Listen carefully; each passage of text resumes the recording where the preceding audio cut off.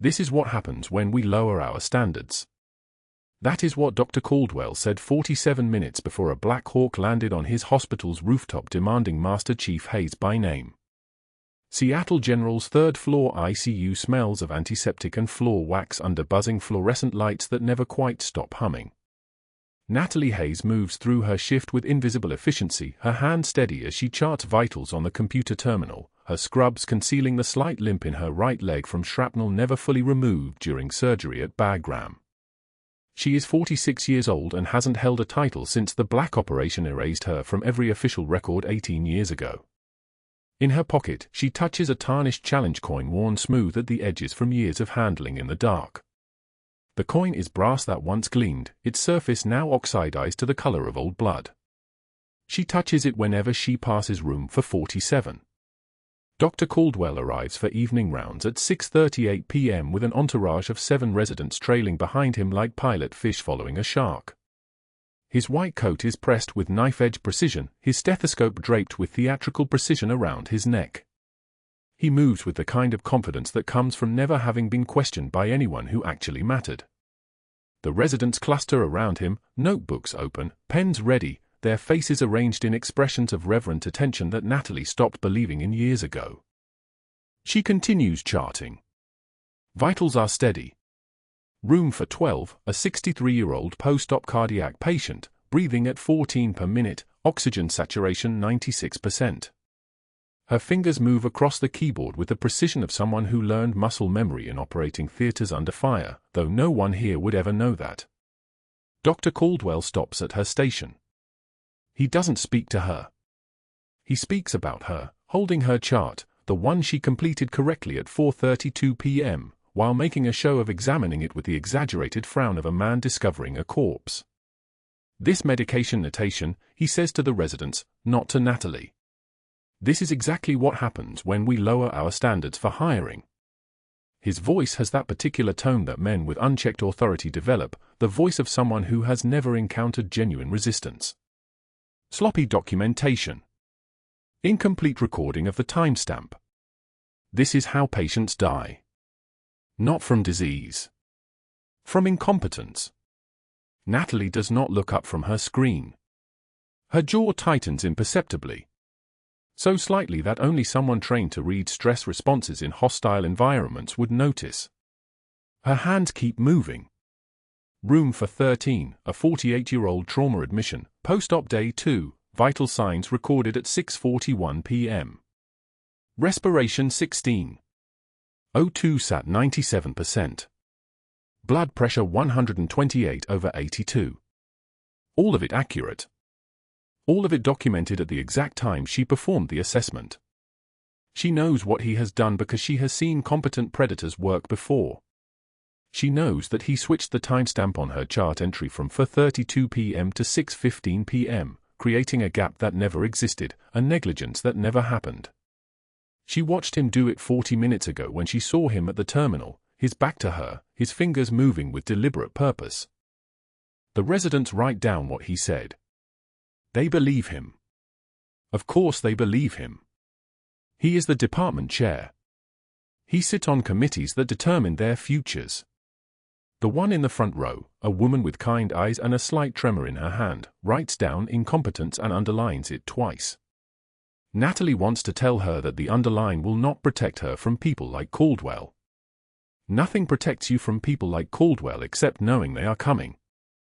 Standard violation of magnitude, Caldwell continues, turning the chart so the residents can see the doctored timestamps. This is reportable. This is the kind of error that triggers credentialing review. He knows what he is doing. He knows exactly how this works. Natalie has seen the same strategic cruelty deployed in 1,000 different uniforms, in 1,000 different power structures. The goal is never simply to humiliate. Humiliation is the tool. The goal is documentation. The goal is a paper trail. The goal is to create a record that can be cited later, a foundation built brick by brick that supports whatever comes next. Caldwell walks away from her station. The residents follow, their pens still poised, their faces still arranged in that mask of deference. He heads toward the break room near the vending machines at the far end of the corridor. Natalie counts to 20, then follows at a distance that appears accidental. She needs to restock the dressing cart anyway. The hallway narrows near the vending machines, and the sound of voices carries differently there. The fluorescent lights flicker once, twice, then steady. Recommending immediate supervision, Caldwell says to Dr. Pierce, the department head, his voice lowered but carrying perfectly in the still corridor. Every shift. She cannot be left unsupervised with medication administration or documentation. Frankly, I think security escort off the premises might be appropriate. We're looking at potential license review with the state board. Dr. Pierce holds a coffee cup that says "World's okay, Dad" in letters that have half faded. He looks tired. You're certain about this? 17 years of hiring errors before you arrived, Caldwell says, not answering the question directly, which is its own kind of answer. This is what complacency looks like. Natalie stops at the supply cart and pretends to examine wound dressings. Her hands move with the same steady precision they always do. The trembling is not fear. It is restraint. It is the physical manifestation of a person who has survived things that would break most people and is choosing not to break a vending machine in front of witnesses. She touches the challenge coin in her pocket. The metal is warm from her body heat. The coin was given to her by a Delta operator named Martinez who died in her arms at Bagram while she held pressure on a wound that went too deep.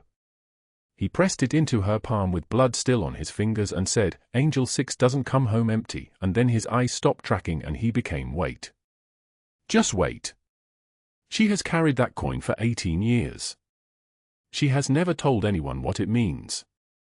Room for 47 is at the end of the corridor, past the supply closet, past the medication station, past the window that looks out at Atlanta's skyline smudged with evening haze. The general lies in the bed with his eyes closed, his left arm in a protective sling, his body the kind of thin that comes from months of pain and bureaucratic abandonment. He is deaf from the same IED that took his hearing and most of his right shoulder's rotator cuff. He is General Marcus Morrison, though almost no one calls him that anymore.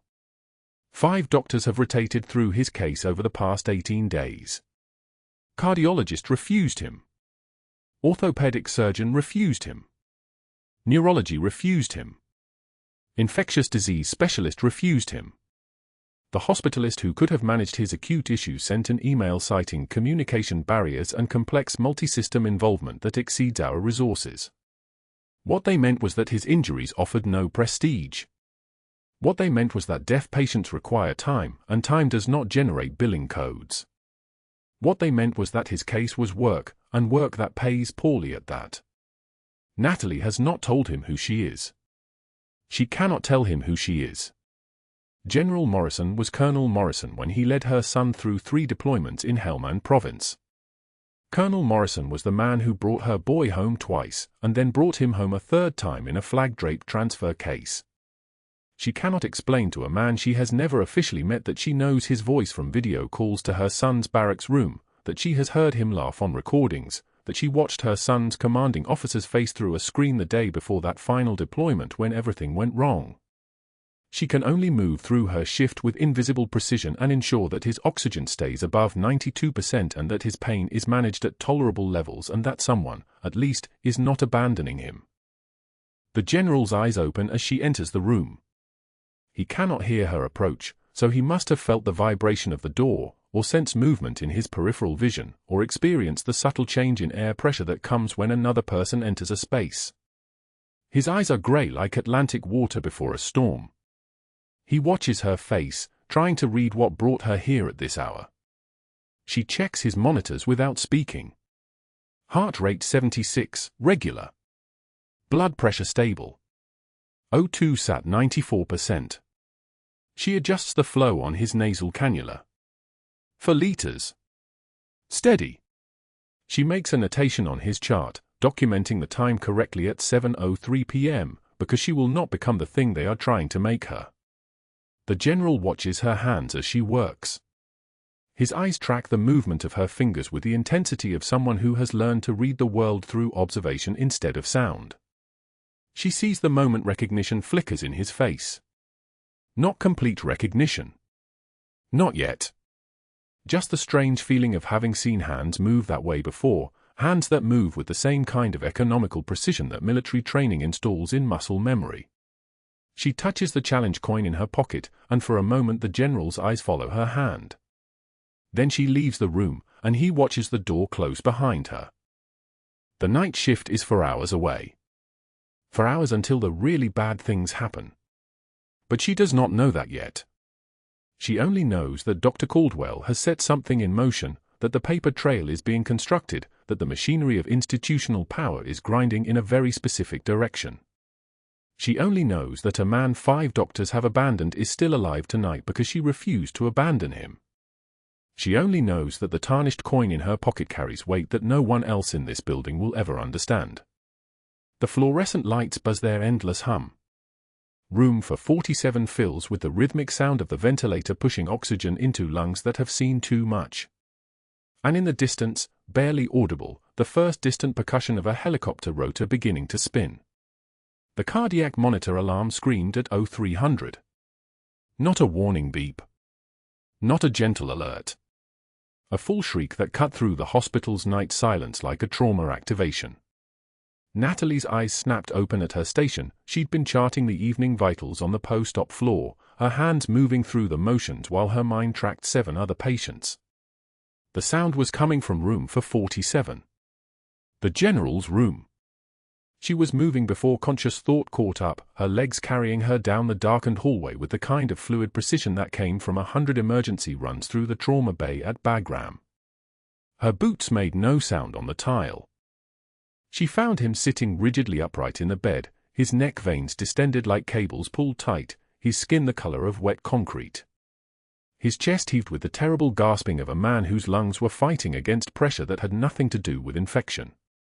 His fingers trembled as they moved through the air, spelling out letters in American Sign Language with desperate urgency, CANTBREATHE. His oxygen saturation was 68% and dropping. The monitor showed blood pressure bottoming out at 70/44. The pulse was thready, barely palpable. Cardiac tamponade. Fluid crushing his heart inside the pericardial sac, squeezing the ventricles until they couldn't fill. Until they couldn't pump. Until they stopped. The same injury she'd treated on for operators in the Paktia province in 2009, in a field hospital that officially didn't exist, under circumstances she'd been ordered to forget. She recognized it the way she recognized her own heartbeat. She hit the code button on the wall. Her voice stayed level, controlled, medical. Code blue, room for 47. Cardiac tamponade suspected. I need cardiothoracic at Seattle General, stat. The overhead system crackled with the acknowledgement, but she already knew what was coming. The attending cardiologist was 23 minutes away from the ER. The on-call resident was in the break room, probably asleep. And the 5 doctors who'd rotated through this patient's care over the past 72 hours had all documented their refusal. All 5. Low research value. Inadequate communication resources. Complex social needs exceeding departmental capacity. The language was bureaucratic, but the meaning was identical. This patient wasn't worth the time. His eyes locked onto hers as she moved to the bedside. Not the confused, panicked eyes of a dying man. Eyes that held recognition. Eyes that carried weight and history and knowledge of exactly who she was. He knew. Somehow, impossibly, the general lying in that bed knew that the nurse moving toward him had once been Master Chief Petty Officer Natalie Hayes of the Naval Special Warfare Development Group, that she'd operated in the same theater he had, that she'd run tactical medicine in FOBs he'd commanded, that she'd been officially erased from every record and every roster when the black operation went dark. He knew, and she could see in his face that he understood why she couldn't acknowledge it. Why she had to stay buried. The on-call resident appeared in the doorway, his name badge identifying him as Dr. Marcus Chen, his expression already shifting from sleep fog to professional concern. He looked at the monitor. His face went white. Cardiac tamponade, Natalie said. Not a question. A statement. Pericardial fluid compressing the ventricles. His baseline oxygen is compromised due to his medical history and his decompensating rapidly. I'm initiating emergency protocol. Wait, Chen said. His voice carried the careful hesitation of someone reading water deeper than his training. That's the deaf general, right? The one Dr. Caldwell said we shouldn't assign? I thought we were supposed to consult cardiothoracic before any procedures. He'll code before cardiothoracic gets here. Natalie was already moving, her hands reaching for the crash cart with the muscle memory of someone who'd done this 1,000 times before. I need a sterile field. 18-gauge needle. Get me 2 units of O-negative blood from the blood bank and tell them to have for more standing by. Move. The general's fingers moved again, THANKYOU. His blood pressure was 62/38. His heart rate was irregular now, occasionally dropping below 40. He had maybe 3 minutes before the fluid pressure stopped his heart completely. Maybe less. Chen hesitated. Actually hesitated. Standing in a doorway while a patient was actively dying, paralyzed by the weight of institutional hierarchy and the 5 doctors who'd already decided this man wasn't their responsibility. Natalie felt something cold and crystalline move through her chest. It wasn't anger. Anger was something she'd learned to metabolize into useful action in Bagram. This was colder. This was the absolute clarity that comes when you understand that the system meant to protect someone has already abandoned them, and if she didn't move in the next 90 seconds, she'd have to watch a patient die while the infrastructure that was supposed to save him watched from a distance. Are you coming to help me, Natalie said, or are you going to tell me to stop? It wasn't a question. The temperature of her voice had dropped about 40 degrees. She wasn't asking permission anymore. She was beyond permission. Her hands found the sterile field, and the tray with the needle was already in her grip, the 18-gauge catheter gleaming under the fluorescent lights like something with intention. Chen moved. Not quickly, but he moved. She cleaned the general's chest with chlorhexidine in broad, efficient strokes. The needle went into the pericardial space at the 5th intercostal space, just below the xiphoid process, angling toward the left shoulder at 45 degrees. She'd done this in a cave in Loga province with a headlamp and a corpsman holding a rifle. She'd done this with incoming fire 60 seconds away. She'd done this with her hand shaking from blood loss on her own thigh. She could absolutely do this in a hospital with working lights and backup standing behind her. The moment the needle entered the fluid-filled sac, there was a hiss of air escaping. Dark amber pericardial fluid flowed into the syringe like relief, like salvation, like the space around the general's heart finally opening up enough to let it beat again. She drew gently, steadily, not too fast. Rapid drainage could cause cardiac collapse. Just enough. 30 milliliters. 40. 50.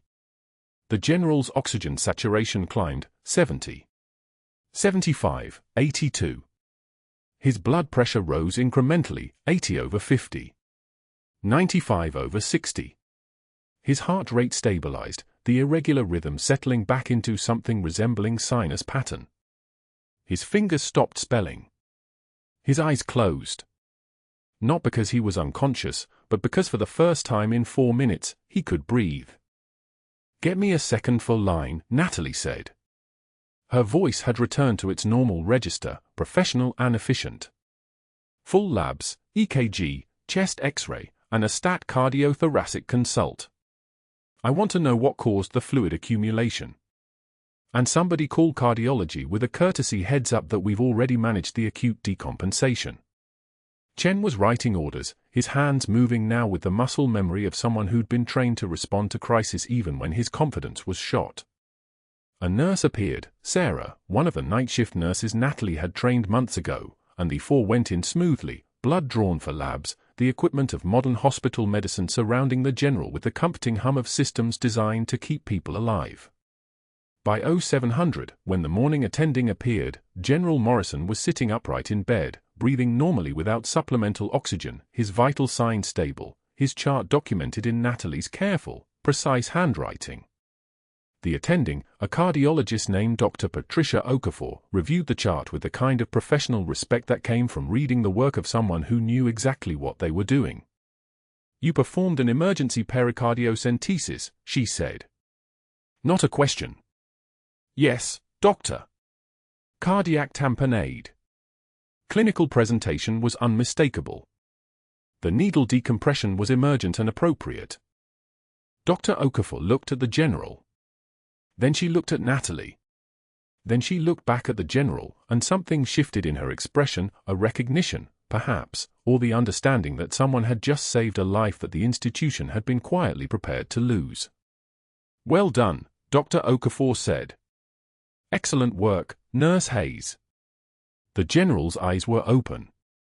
He was looking directly at Natalie, and in that look was gratitude and recognition and the unspoken weight of secrets that would never be spoken aloud in this place. His hand moved slowly, deliberately, and his fingers spelled out 3 words, SERVEDTOGTHER. Then he made the sign for respect, a hand flat to his forehead, pressing down as if pushing away everything except the truth. Natalie nodded once. Professional. Composed. Her face a mask of clinical courtesy. But her other hand found the tarnished challenge coin in her scrub pocket, the one pressed into her palm by a SEAL operator with a sucking chest wound in a place that didn't exist, a man she'd saved under fire in an operation that had been erased from every record. She held it there, just for a moment, letting the weight of it ground her. Letting it remind her of who she'd been. Of what she could still do when it mattered. But that wasn't the worst part. The worst part came 4 hours later. By 9 in the morning, the termination notice was already in her hands. Human Resources didn't send it through email. They printed it on cream-colored letterhead, walked it down to the unit in a manila folder, and handed it to Natalie at her medication station with Dr. Caldwell standing 3 feet behind them, arms crossed, watching her face for the crack he'd engineered. The notice was dated that morning. 08 for 7 hours. 22 minutes ago. Practicing beyond the scope of nursing licensure without physician oversight, it read. Emergency pericardiocentesis performed without authorization. Violation of hospital protocol, endangerment of patient, grounds for immediate termination of employment and referral to the Washington State Nursing Commission for disciplinary review. Natalie read it twice. Her hands didn't shake. They never did. What the notice didn't say, what was buried in the margins of Dr. Caldwell's strategic brilliance, was that he'd already made 6 phone calls before sunrise. She'd find out about them later. The chief of the medical board. The hospital's legal counsel. A contact at the State Department of Health who owed Caldwell a favor from some conference committee 5 years back. Her nursing school at University of Washington, the dean who'd written her recommendation letter in 1998. And 2 board members whose children had gotten into Johns Hopkins through Caldwell's letters of recommendation. The kind of favors that stick around. The kind that compound interest. He'd built the structure before she even woke up. "You'll need to turn in your badge and credentials by end of shift," the HR representative said. She was young, nervous, avoiding eye contact. She knew. They always knew when something was wrong with the paperwork, but HR didn't make the decisions. Security will escort you out. It's standard protocol for medical licensing issues. Natalie folded the notice in half without reading it again. The paper made a crisp sound, sharp as breaking glass in the quiet hallway. Behind her, Caldwell smiled. He was waiting for tears. Waiting for her voice to crack. Waiting for the moment she'd break under the weight of what he'd taken from her. She didn't give it to him. Instead, she placed her hand on the medication cart. Her fingers were steady. Her breathing was level. When she turned to face him, her eyes were the color of deep water, the kind that went down to places where pressure crushed weaker things into silence. "Thank you, Dr. Caldwell," she said. Her voice was exactly level. 10 words, spoken like someone commenting on the weather. "I hope the procedure documentation was adequate for your purposes." It wasn't an apology. It was a statement of fact, a reminder that she knew what he'd done, exactly how he'd done it, and that her composure in the face of his sabotage would be documented just as carefully as everything else. She turned back to her station and continued the 4-medication reconciliation she'd been doing when they arrived.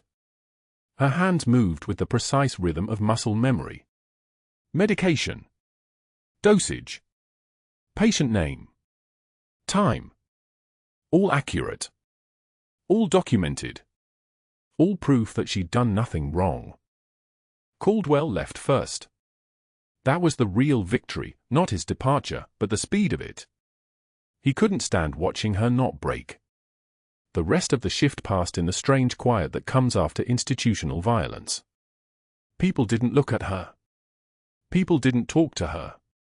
By noon, the rumor was already moving through the hospital like sepsis through a bloodstream. Natalie Hayes had performed unauthorized procedures. Natalie Hayes had endangered a patient. Natalie Hayes was being removed from the floor pending investigation. Nobody asked her version.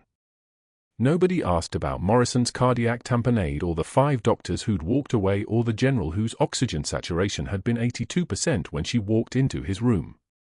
Those facts didn't fit the narrative that Caldwell had already written for them. At 1,600 hours, she walked to her locker and collected the small things that had accumulated over 18 years. A photo of her son at his high school graduation. A spare pair of compression socks. The tarnished military challenge coin she kept in the back corner, pressed against the cold metal like a secret. She touched it once, her fingers recognizing the weight of it, the story it carried, the operator who'd pressed it into her palm in a field hospital outside Kandahar while his blood soaked through her gloves, and he whispered, "You brought me home, Master Chief." She brought it home. All of them. Every name she could carry. Every face she could hold in her memory. That was the trade. The Navy had erased her from the records. Operation Blackstone, redacted. Master Chief Petty Officer Hayes, officially non-existent. But she brought them home. That coin was the only proof that she'd ever been who she was. She left it in the locker. She told her son she'd come home early because of a schedule change. It wasn't quite a lie. The schedule had changed. Just not in the way he'd understand. Marcus was 14. He was tall like his father had been, someone who'd been in the Navy too, back when she thought she'd leave that life behind when she left the service. That hadn't worked out the way she'd planned. A lot of things hadn't. He accepted the explanation without questions. He had homework. He had soccer practice. He had the normal life of a kid whose mother worked hospital shifts and came home tired. He didn't know that the woman who bandaged his scraped knees had worked tactical medicine in Bagram. He didn't know she'd held dying men's hands under fire. He didn't know she was classified as non-existent by the Pentagon. He just knew she was his mom. 2 hours later, he found her at the kitchen table. She'd changed out of her scrubs and into the clothes she kept for driving, the jeans worn soft at the knees, a sweater that had belonged to someone else a long time ago. The termination letter was in front of her, unfolded now, the creases having been smoothed out by her hands over and over. Reading it like it might say something different the 100th time. Her shoulders were shaking. It wasn't a sound, that was the thing that made it worse. It was completely silent. Just the movement of her body, the way her spine curved inward like she was trying to fold herself smaller, like she could compress herself down to something that didn't take up space, didn't cause problems, didn't cost people their careers just by existing in a room. Marcus stopped in the doorway. He was 14 years old, and he had never seen his mother cry. Not once. Not when his father died. Not when she was working double shifts to pay for his school. Not when she came home with cuts on her hands and wouldn't explain why. Not when she had nightmares and woke up saying words in languages he didn't recognize. She was the strongest person he knew. And she was breaking. Mom. His voice was small. He was trying to be the adult. Already, at 14, he was trying to be the one who held things together. She recognized it because it was something she'd passed to him, the ability to swallow pain and keep moving. She couldn't tell him. She couldn't explain that she'd saved a man's life and it had cost her everything. She couldn't tell him that the man in room for 47 was the general who'd commanded his father's unit, who'd written the letter that brought her son into the world with a name that meant something. She couldn't tell him that she was a Master Chief Petty Officer in Special Forces, that she had certifications the Pentagon wouldn't acknowledge, that she'd been erased from official record because of an operation that was so classified it had never happened. She couldn't tell him that the strongest person he knew had never been allowed to be who she actually was. So she sat there in the silence of their kitchen in Atlanta, with rain starting to hammer the windows outside, and she let him see her break. It was the only truth she could give him, not the full truth, never the full truth, but this, that sometimes doing the right thing costs you everything, and that sometimes there's no one to witness it, no one to make it mean anything. Marcus crossed the room and sat down next to her. He didn't say anything. He just sat there, 14 years old, trying to be steady enough for both of them. She reached over and pulled him close, and his arm came around her shoulders like he'd been waiting his whole life to be strong enough to hold her up. Neither of them knew that in 4 days a Black Hawk would land on Seattle General's rooftop. Neither of them knew that Natalie's silence, her composure, her absolute refusal to break in front of Dr. Caldwell, all of it was being documented by a man in room for 47 who was too much of a veteran to believe in coincidence, too much of a warrior to forget a voice he'd only heard once in his entire life. The voice of the Master Chief who'd saved his unit in Kandahar. The voice of Angel 6. The person the Navy had erased but never, ever forgotten. The rotor wash hit the hospital windows like a physical force. Whump whump whump. The Black Hawk descended through the pre-dawn Atlanta darkness, its landing lights cutting through the murk as Seattle General's rooftop helipad lit up like a runway. It was 0600 hours. 3 days after Natalie had walked out of this building carrying a termination letter that weighed more than anything she'd carried in Bagram. The helicopter touched down. No medical transport. No evacuation. Just for soldiers in dress uniforms stepping out into the rotor wash like they owned the sky. The eldest moved first, a weathered seal with a chest full of ribbons that caught the pre-dawn light. His face had the particular geometry of a man who'd seen too much and decided to do something about it anyway. The 4 of them walked down the stairwell with a kind of synchronized precision that made people instinctively step aside. Nobody questioned soldiers moving with that kind of purpose. It wasn't a request. It was a command. They arrived at the administration desk at 0615. The receptionist barely had time to look up before the seal spoke. "We're here for Angel 6. The security guard standing 10 feet away, himself a Navy veteran, Natalie would later learn, went absolutely still. His eyes widened. His hand moved toward his radio like it was attached to invisible wire. That's a Bagram call sign," he whispered. "That's Master Chief Petty Officer rank. That's Special Forces tactical medicine." The receptionist didn't understand. That was fine. The security guard did. He reached for his radio with the kind of urgency reserved for code blue announcements. "We need someone in administration. Right now. This is..." He stopped, recalibrating the words. "We need to locate Natalie Hayes. Emergency." By 0645, Dr. Caldwell had already mobilized. He'd spent 3 days planning this. He'd assembled staff in the main lobby, nurses, residents, attendings, department heads. The photo op of a trespasser being escorted off hospital property by security. One final moment of humiliation for the woman who'd saved a patient's life and broken every rule in the book doing it. He'd called it a standards meeting. He'd promised accountability. He'd positioned himself near the main entrance with his arms crossed, his timing orchestrated down to the minute. Natalie arrived at 0715, escorted by her son, still confused about why she'd been called in on her day off. She wore jeans and a Seattle General volunteer sweatshirt, the only piece of the hospital she still possessed. Her son, a Marine sergeant in his Class A uniform, walked beside her with the particular tension of someone who understood that military helicopters landing on hospitals meant exactly one of 2 things, and neither was good news. The lobby fell silent when she entered. The 4 soldiers stood at attention.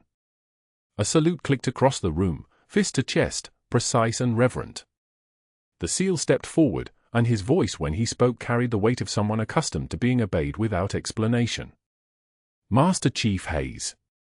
We're here at General Morrison's request." Then the elevator doors opened.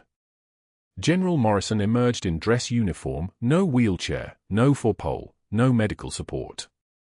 He moved with the particular deliberation of a man whose body had been reassembled through intensive care, whose cardiac function had been restored by someone's steady hands at 0300 on a Tuesday morning. His presence filled the lobby the way a storm front fills a sky. The silence deepened. People who'd been texting stopped texting.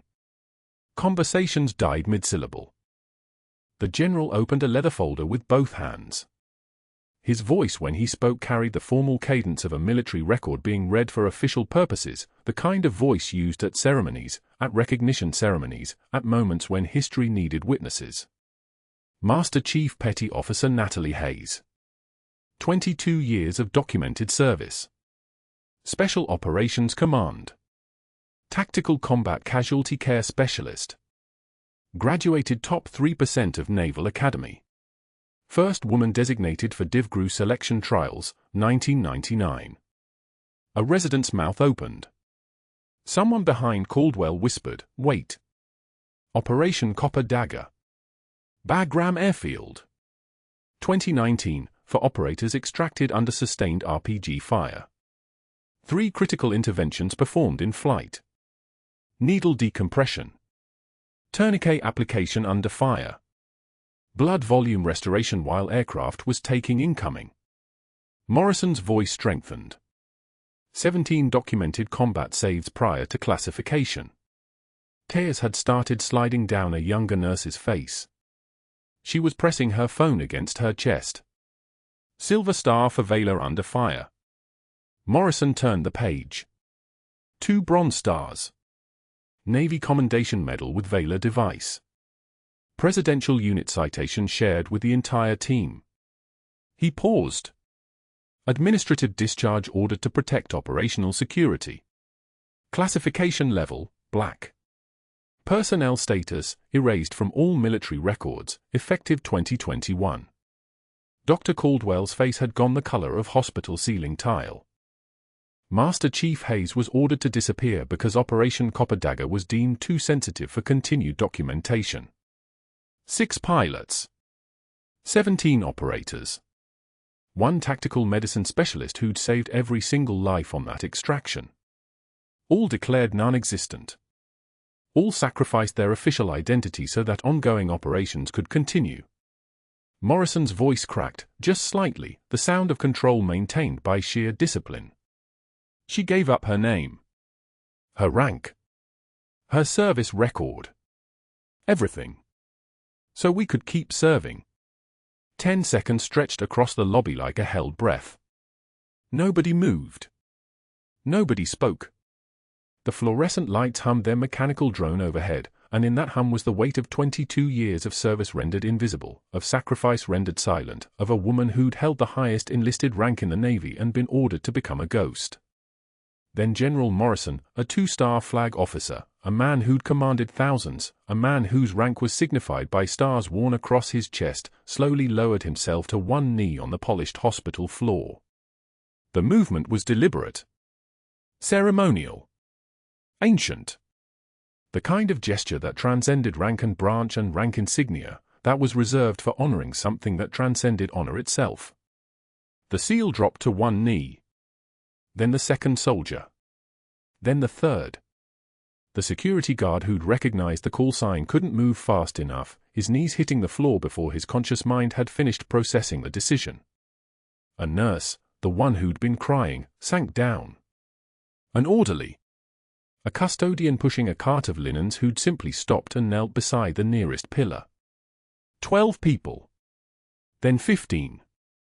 Dr. Caldwell remained standing, his face locked in an expression somewhere between disbelief and the specific fury of a man watching his institutional power dissolve in real time. One of the residents had already started filming on her phone. The angle was perfect, the kneeling soldiers, the general's face etched with something that wasn't quite emotion but something deeper, and there in the center, Natalie Hayes, still standing, still composed, still the quietest person in the room. Someone had filmed it. Someone had been recording when the general kneeled. The moment was crystallized now, stored in digital amber, uploaded before the hospital could finish processing what had just happened. Within the hour, it would begin spreading through networks and platforms, each share amplifying the image of military personnel on their knees before a woman in a volunteer sweatshirt. A woman who'd saved lives under fire. A woman the world had been told never existed. A woman who'd been asked to sacrifice everything for the mission, and had said yes. The silence in the lobby was so complete you could hear the rain beginning outside, the morning storm that had rolled in before dawn, water hammering the emergency room glass with the sound of 10,000 fingers tapping, demanding acknowledgement, demanding bearing witness. That was the moment everything changed. That was the exact second when Dr. Caldwell's careful architecture of institutional power developed the first hairline fracture. He'd built his case methodically. He'd made calls to board members, to licensing authorities, to people who owed him favors and people he'd helped position into power. He'd spent 3 decades assembling a network of influence that was supposed to be invulnerable. But networks, Caldwell was about to learn, are fragile things when they're built on the wrong foundation. General Morrison rose slowly, still holding Natalie's eyes with the particular intensity of a man who'd calculated 17 different ways to die and survived all of them because someone else had refused to let him fail. "Thank you, Master Chief," he said quietly. "For the save." Natalie nodded once. Her composure didn't crack. Her hands didn't shake. When she spoke, her voice carried the flatness of someone who'd operated under fire, who'd made decisions that meant the difference between an empty uniform and a body that went home to family. "Just doing the job, sir." The SEAL smiled. It was not a warm expression. It was the smile of someone who'd spent 27 years ensuring that people who violated the code learned what violation cost. He turned to address the assembled hospital staff, his voice precise and cold as surgical steel. The general received medical care from 5 physicians in this hospital. 5. All 5 refused his case. He let that settle. One nurse didn't refuse. And she's the one who kept him breathing. He turned to leave, to escort the general back to the elevator. The other soldiers fell into formation around him with the fluid precision of people trained to move as a single organism. They passed Dr. Caldwell without looking at him, which somehow was worse than if they'd looked at him with contempt. The receptionist was already dialing. Within minutes, calls would start going out. The hospital administration would receive a phone call from the Pentagon's Office of Naval Personnel. Then another from someone at the Office of Special Operations and Low-Intensity Conflict. By noon, the viral video would reach a specific person at Johns Hopkins University Medical Center, Dr. Caldwell's former mentor, the man who'd trained him, who'd written his first letters of recommendation, who was now watching his protégé mock a Master Chief Petty Officer on camera while she stood in a volunteer sweatshirt that she should never have been wearing in the first place. But all of that was still in motion. All of that was still rolling down the hill like an avalanche that hadn't yet reached its full velocity. For now, there was just the rain outside, and the silence, and the absolute certainty that had just crystallized in this lobby, that some people change the world quietly, and some people have to spend their entire lives proving what their hands already knew. The video had been live for exactly 4 hours and 17 minutes when it crossed 6 million views. The timestamp burned in the corner of every screen, the general kneeling, the uniform standing, Dr. Caldwell's face draining of color as he realized the room had shifted beneath his feet like a ship breaking apart mid-ocean. By evening, national news outlets were running the headline in bold white text against images of Natalie in her scrubs, nurse fired for saving general's life revealed as decorated Master Chief Petty Officer. The story had momentum now, the kind that couldn't be contained or spun. CNN ran a segment. MSNBC interviewed a retired Navy psychiatrist. The Washington Post dug into the hospital's staffing records and found the documentation, the systematic refusals, the 5 doctors who'd rotated through room for 47 citing scheduling conflicts and inadequate communication resources, each one abandoning a deaf patient with complex trauma because his case offered no prestige, no billing optimization, no career advancement. Dr. Caldwell's phone began ringing at 0200 in the morning. Board members calling to distance themselves. the state investigator withdrawing her inquiry before it could gain traction. His department chair position placed under administrative review pending further assessment. He sat in his home office with the lights off, watching the view count climb on his laptop screen, watching strangers online reconstruct his fabrications in real time. Someone had found the altered chart timestamps. Another had cross-referenced his billing patterns with the surgical center he partially owned, noting the suspicious frequency of referrals, the markup percentages, the revenue stream that required silence from staff who asked uncomfortable questions. The general's case would have revealed everything. A deaf patient required communication accommodation. Communication meant time. Time meant reduced billing. A patient Natalie had saved meant a physician like Caldwell would never again control her silence. At 0800, an email arrived in his inbox from Dr. Richard Caldwell Sr., the mentor who'd shaped his career for 2 decades, the Johns Hopkins attending who'd written his letters of recommendation and invited him to conferences and guided every major decision of his professional life. The subject line contained 5 words, "I taught you better than this."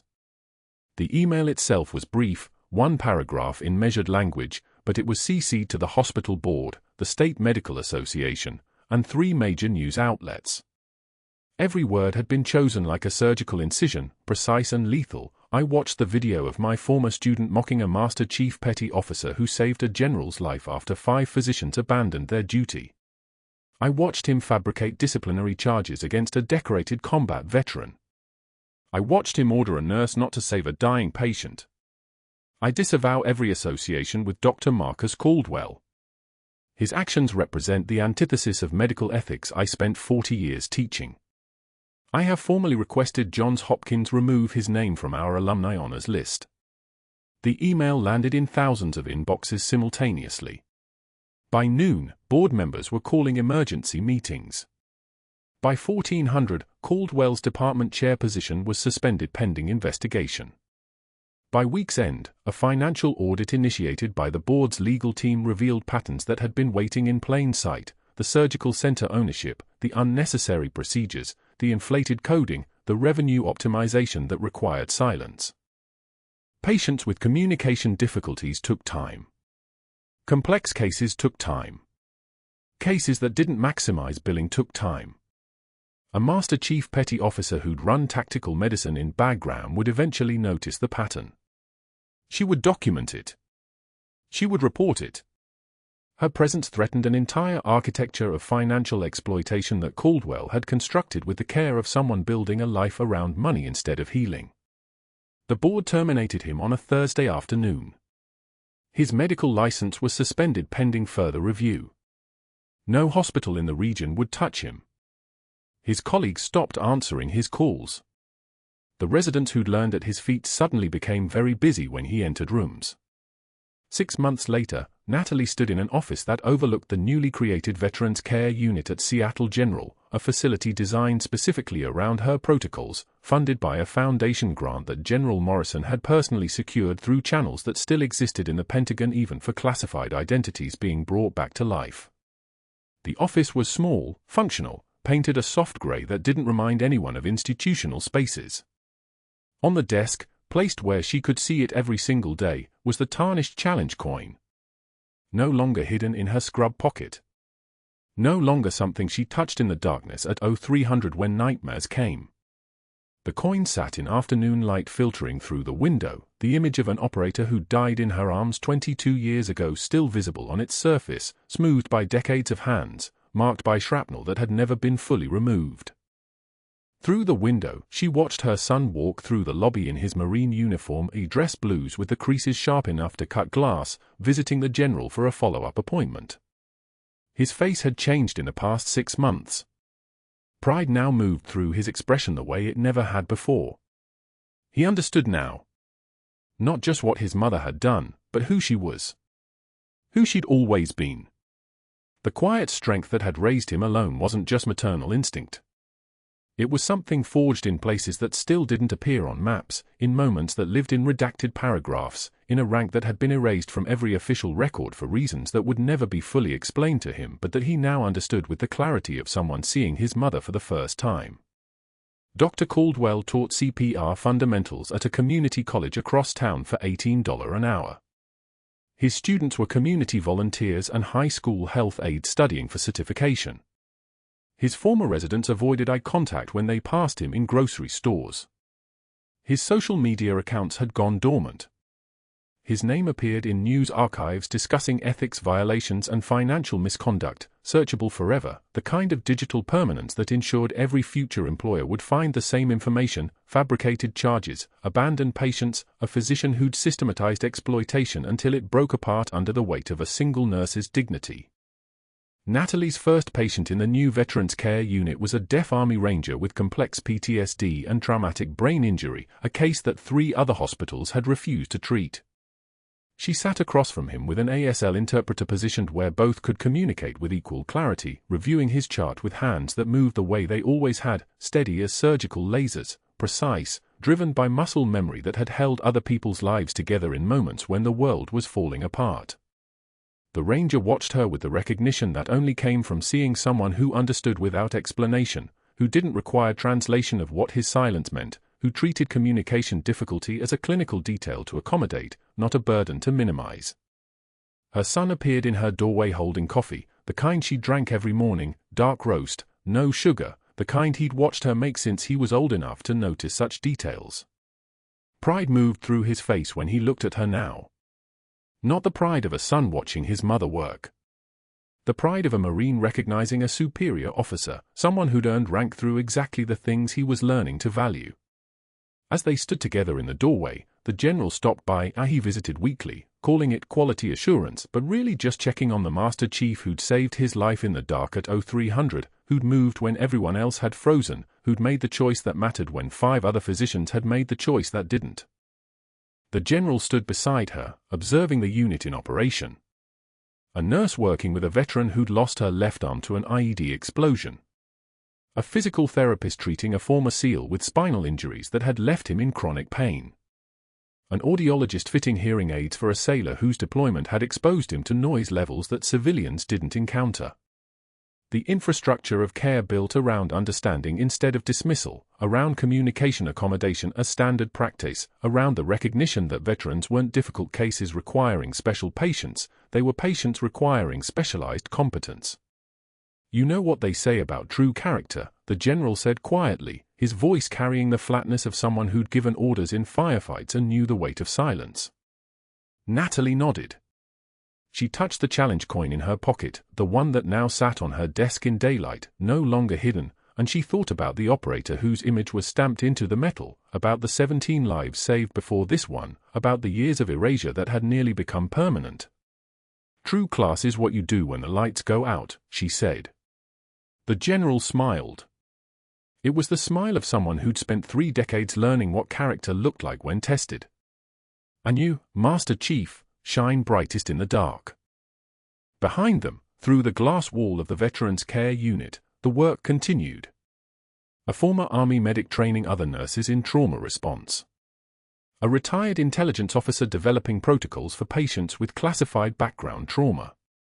A Navy pilot sitting with a young sailor experiencing his first panic attack in a civilian medical setting, offering the knowledge that came from surviving moments when the ground wasn't solid. The hospital had changed because one nurse had refused to let silence mean abandonment. Other healthcare institutions had begun implementing Natalie's protocols, contacting Seattle General about staffing, asking about communication accessibility standards, requesting copies of the Veterans Care Unit model. The change moved slowly through the system like water finding cracks, inevitable, patient, the kind of transformation that happened when enough people recognized that true competence meant understanding what patients needed, not just what physicians wanted to provide. Natalie placed her hand on the challenge coin one more time before leaving her office, feeling the weight of it, the history compressed into metal, the reminder that some people change the world quietly, and some people have to spend their entire lives proving what their hands already knew. If you've ever been underestimated by someone who didn't know your true value, I want to hear about it. Comment below, share your story of the moment someone finally understood who you really were. And if this video moved you, please subscribe and like, because there are more stories like Natalie's waiting to be told, stories of quiet strength finally recognized, of truth that shatters institutions built on fabrication. The world needs to know what you already know, that heroes walk among us, and sometimes they're wearing scrubs.